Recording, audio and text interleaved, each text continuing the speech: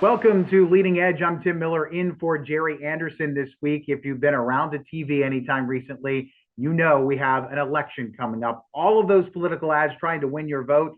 Well, that's because the general election is coming up on November 8th. And here to make heads or tails of it and kind of see where things are right now, one of our political experts, Dr. Sam Nelson, Associate Professor of Political Science for the University of Toledo. Sam, thanks so much for being here on Leading Edge. I have a feeling I know what the most interesting race is for you coming up on November 8th. Well, I think the Senate race is the one that's most interesting. It's very close.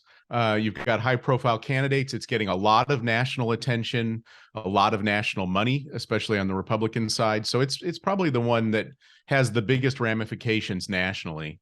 And we just had a debate in Cleveland, the first debate, and I think the only debate between Tim Ryan and the political newcomer, really, J.D. Vance. J.D. Vance, the Republican, Tim Ryan, the Democrat. How do you think those two candidates did? I don't know how much you got to see of that debate, but it was really the first chance for the voters to know where they stand. Right. I mean, the debates let kind of everybody look at both candidates, whereas mostly people have seen the candidates one at a time. If you're a Republican, you maybe went to a J.D. Vance rally. If you're a Democrat, maybe you went to a Tim Ryan rally. But seeing them head to head gives you some measure, I think, of what kind of candidates they are, how they handle themselves in a kind of pressure-packed situation. Did you think it got contentious at points? The parts that I did see, and maybe was a little lackluster from ones we've seen before, but at times they did go after each other because they would like to see some separation. Yeah, I mean, it was a fairly polite debate. It was certainly nothing like watching Trump and Hillary Clinton, right? Right. It was a pretty normal debate in terms of tone, but there are strong differences between the candidates. And when you have one candidate who's experienced and another who's a newbie, there's going to be some friction there, some things to point out. I think that Ryan had a couple of points that he really wanted to make, things that kind of constituted what the kids call a sick burn. And Vance wanted to highlight his good issues where he could. And we have seen a lot of those ads. It looks like Tim Ryan, who has the more political experience here, it looks like he the more of an aggressor in these ads. You see the one from throwing the football against the TV monitor saying, "I'm not this candidate." And then at the end, he throws and hits the one and breaks the monitor that has his opponent, J.D. Vance, in it. Well, I think he's got a range of ads, right? Some of them are more aggressive, like you're talking about. Some have highlighted his family and other things like that. So he's trying to hit a couple of different points, and he's paying for most of his own advertising. These are really candidate ads produced by the campaign. Whereas the J.D. Vance ads are mostly being paid for by national Republican groups, not the campaign directly. And so he's got somewhat less control over what those ads look like and what they highlight. And J.D. Vance, obviously, he has the advantage perhaps when it comes to President Trump, won collectively. The former president, of course, he didn't win the election, but he did win Ohio handily this last time again. Is this a tough road for Tim Ryan? And what do you think? Does he have a chance to beat J.D. Vance? Well, the polling certainly shows it pretty much a dead heat right now. It shows it very close, which is, I think, a surprise. I don't think that national Democratic groups expected it to be a competitive race. I think that the Republican primary created an opportunity for Tim Ryan that maybe there wasn't before. But, the overall environment is still tough for Democratic candidates. Sherrod Brown can win statewide races in Ohio as a Democrat, but nobody else has really been able to do that recently. And so there's a lot of headwind there for Tim Ryan, and it's going to turn on who turns out on election day, I think, or in early voting over the next several weeks, and not so much where the polls are right now. Now, certainly the race to watch. We have another one, though. 9th District, U.S. Congress, House of Representatives, Marcy Kaptur running for yet another term, representing Toledo as a Democrat, going up against J.R. Majewski. Now, this is a district that maybe has a little bit more red in it, which is more of a challenge for Marcy Kaptur. Do you think she has reason to be concerned?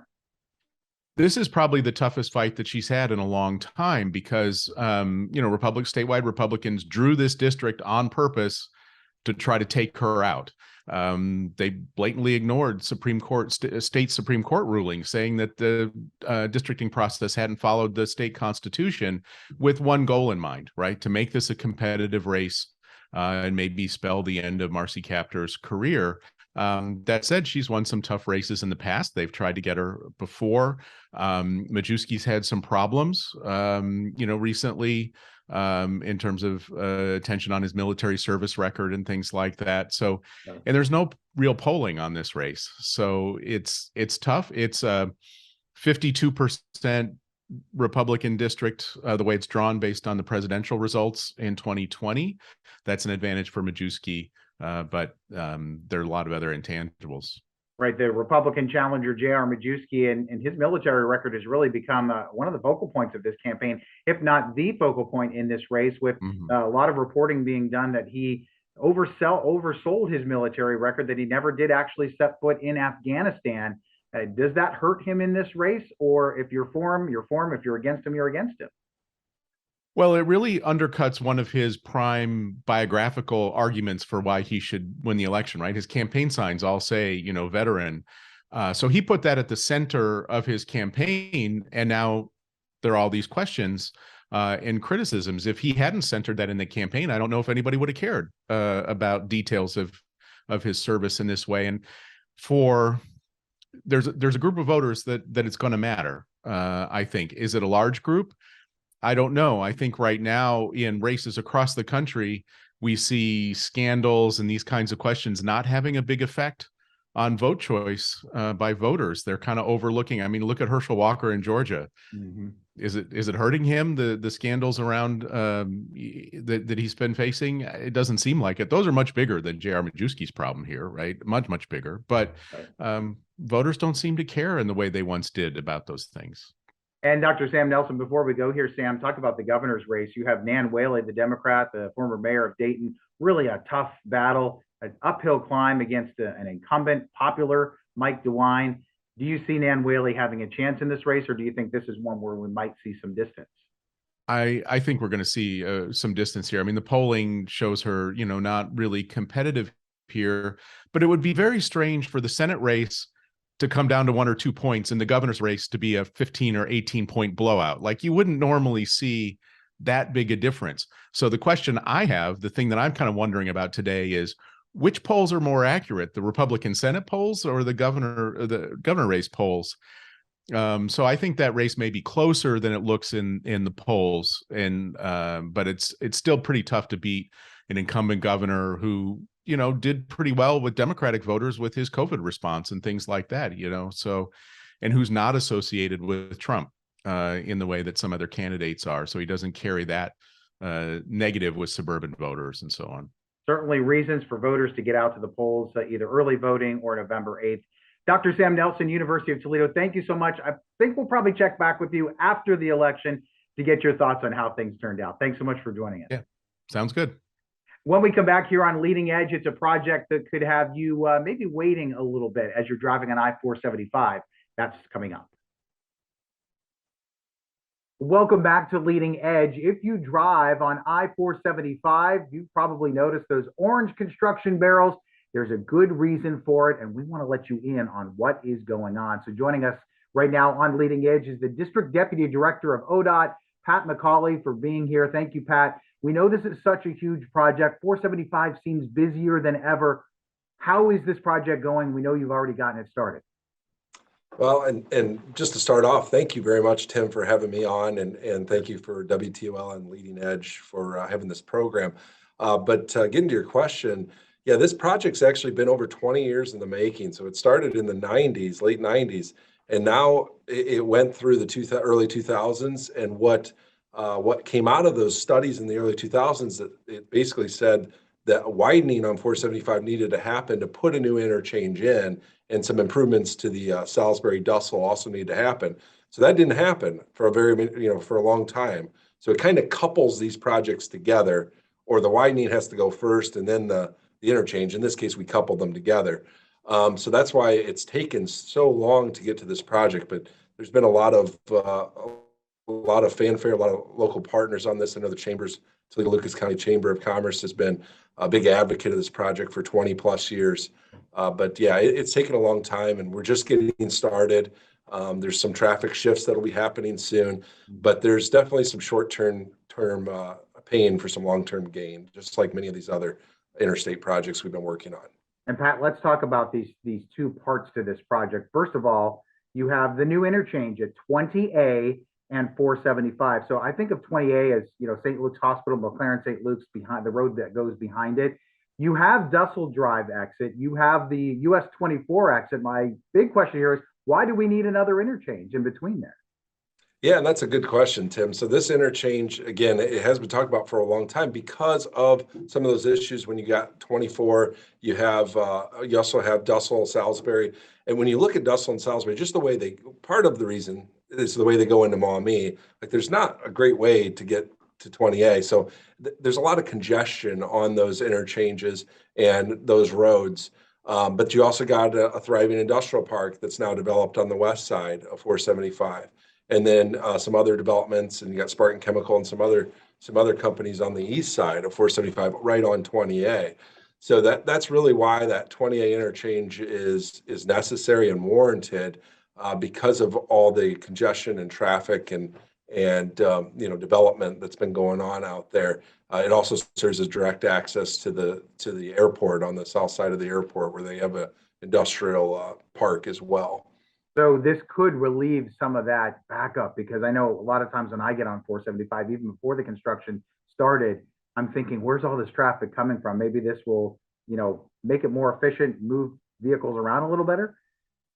Yeah, absolutely. I mean, it provides another access point. It provides another access point to those areas that, again, don't have, when you really look at how those roads go into Maumee and out, that it's not the greatest in some of those places. And yeah, it definitely will help with those congestion on both Dussel and 24 going into Maumee.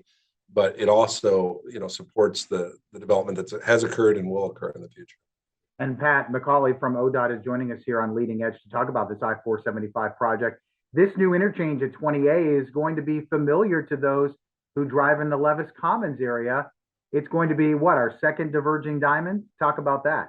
Yeah, you're correct there, Tim. So it's going to be our second diverging diamond interchange, or we call it a DDI, which is where we flip traffic. I think everybody learned through driver's ed, you drive on the right-hand side of the road, right? But we flip traffic to the left-hand side of the road. So they are actually a much more efficient interchange than a typical interchange, and there's less crashes at these interchanges as well.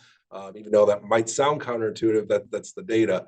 But having said that, the one thing it's a little different on is we're actually building two new bridges, where 25, we built it on the existing bridge and just realigned some things. But yeah, very, very similar. Our second diverging diamond interchange, we won't have to re-educate too many drivers. Yeah. And it's actually our second of 4. So we're looking at 2 more in the future. Yeah, we know the first time that one was built over by Levis Commons, it took people a little while to get used to it. So this time around, I think they'll be good to go.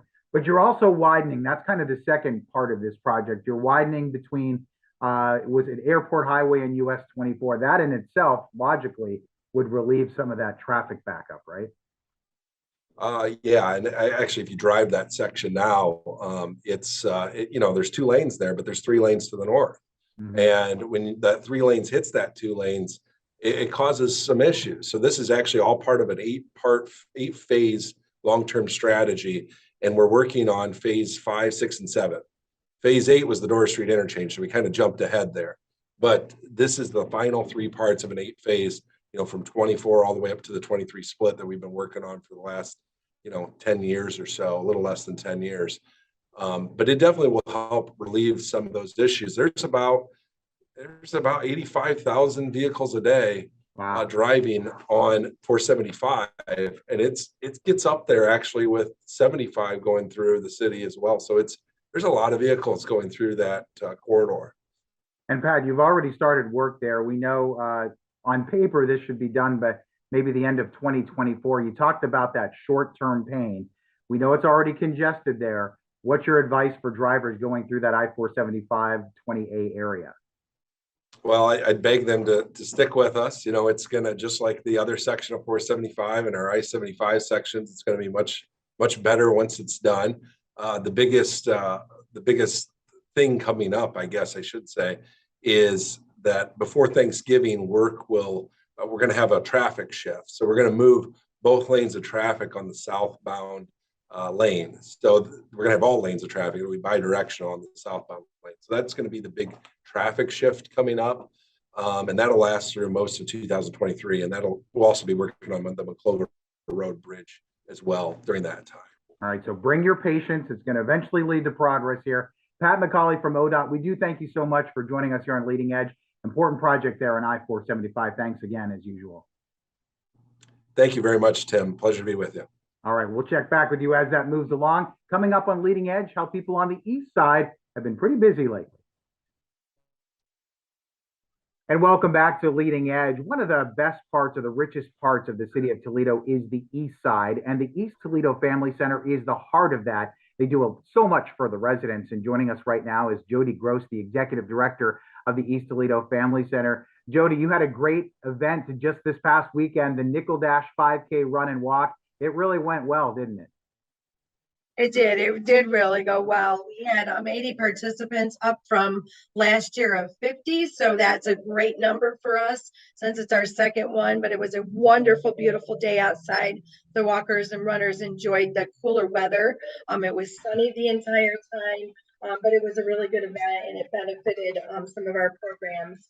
So we were really happy with the outcome. And it was the second year that you've done this. And one of the things you wanted to do, besides bringing a 5K to East Toledo, is to get people together, see them having fun, but also you're raising money to help people all at the same time. Absolutely. And that was the great thing. The runners and walkers that came out, they're supporting the event, supports our programming for the rest of this year. And that includes some of our special activities, like our trunk or treat, our Christmas program, and also anything that might come up for the rest of this. We're going into the holiday season, so we're gearing up for that. But it's really nice that people are generous to support us, especially through a 5K. And it's the only one of its kind in East Toledo. There are others on the east side of the river, but this one is specific to helping the families in the East Toledo community. So I'm really proud about that. And we talked about this before. Coming through the pandemic's been tough for so many people. What are some of the challenges folks out on the east side have dealt with, and how can your programs maybe meet those needs? Well, I think just like every other community, people are, working through housing issues. They're working through utility issues. They're working through, finding a new job. We all had to work through the pandemic, but there are some folks that unfortunately couldn't work through the pandemic, and they're finding that they need to get caught up. And all of our programs can help them benefit and walk them through, some of the issues that they might have. We get a lot of calls for utility assistance, which we would connect them with another agency, but at least we can get that process started. We're kind of the gatekeeper of the community, that if there is an issue going on with one of our families, they start with us, and then we connect them to the appropriate programs. But we can at least have that conversation. Well, what's really great about post-COVID is that we're now back in person, taking all precautions still, but we are back in person, and that's the best thing, is being able to work with folks in person, hand in hand, so that we can walk them through what they need. And the fact that you had an increase in participants in the Nickel Dash last weekend just shows that word is getting out about the East Toledo Family Center. How great is that to know that more people realize you're there and they're not afraid to reach out to ask for help? I think that's the best thing. And I think, our doors are open to the community at all times. And I think that that's the best thing, bringing awareness to what the Family Center does. There are people that out there, we have hundreds of organizations and individuals who support us each year. But as it grows, especially with the 5K, because this is a family-friendly event, and we want folks to know that we are available and that we're right here with you. And I think that that's the best thing about the Family Center. We're in the community that we serve, and like most organizations, but we really live by the adage that we're here with you, and we're going to help you work through what you need.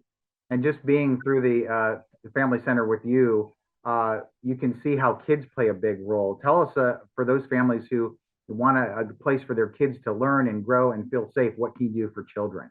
Yeah, absolutely. We have several programs. Most of our programs are focused on the child or the youth. We have preschool and Head Start, which is the 3, 4, and 5-year-olds. We also have Help Me Grow and home visiting programs that focus on the 0 to 3.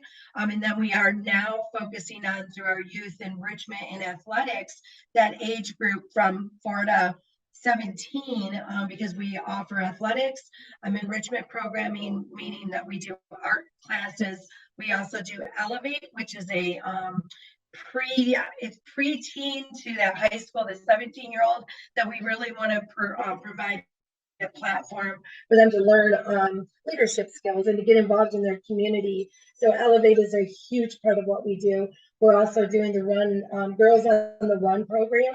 So we're really focusing on all of the age groups of the youth so that we can get them involved earlier and then just keep them going throughout their, elementary and high school years, and in teaching them the skills they need to be successful. So we're really proud about that. We also do Pathways, which is another program that focuses on babies, but also the maternal mom who's pregnant might need some services that she didn't know about. So we really focus on all of that, but also seniors. But the youth component is really critical because we know that kids need to be engaging earlier and longer with a positive atmosphere, and that's really what we provide. All right, Jody Grossen, if anyone needs to get a hold of the Family Center, East Toledo Family Center, give them a call. Thank you so much for your time. Keep up the good work. We're always great. It's always great to hear the work that you guys do. Great, Thank you so much. I appreciate that. Thank you so much. All right, and we'll be right back here on Leading Edge. My thanks to all of our guests here on Leading Edge. We couldn't do it without them. And thank you for watching. Have a great weekend. I'm Tim Miller.